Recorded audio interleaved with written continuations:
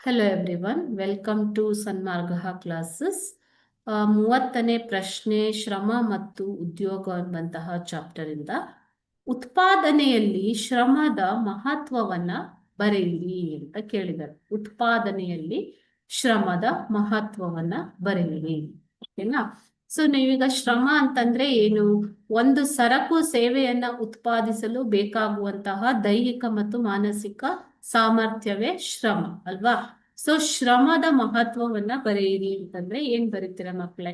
ಶ್ರಮವು ಬಹುಮುಖ್ಯವಾದ ಉತ್ಪಾದನಾ ಅಂಗವಾಗಿದೆ. ಈಗ ಇತರ ಉತ್ಪಾದನಾ ಅಂಗಗಳು ಯಾವುವು? ಭೂಮಿ ಮತ್ತು ಭೂಮಿ, ಶ್ರಮ ಮತ್ತು ಬಂಡವಾಳ ಅಲ್ವಾ? ಇವು ಉತ್ಪಾದನಾ ಅಂಗಗಳು. ಓಕೆನಾ? ಸೊ ಅದೇ ರೀತಿ ಶ್ರಮವು ಒಂದು ಪ್ರಮುಖವಾದ ಉತ್ಪಾದನಾ ಅಂಗವಾಗಿದೆ. ಶ್ರಮವಿಲ್ಲದೆ, ಲೇಬರ್ ಇಲ್ಲದೆ ಯಾವುದೇ ರೀತಿಯ ಉತ್ಪಾದನಾ ಚಟುವಟಿಕೆಯು ನಡೆಯೋದಿಕ್ಕೆ ಸಾಧ್ಯವಿಲ್ಲ ಮಕ್ಕಳೇ.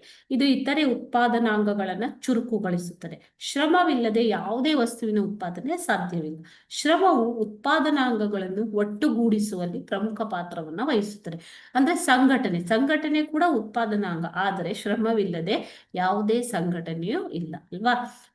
ಶ್ರಮದ ಪೂರೈಕೆ ದೇಶದ ಅಭಿವೃದ್ಧಿಯನ್ನ ಹೆಚ್ಚಿಸುತ್ತದೆ.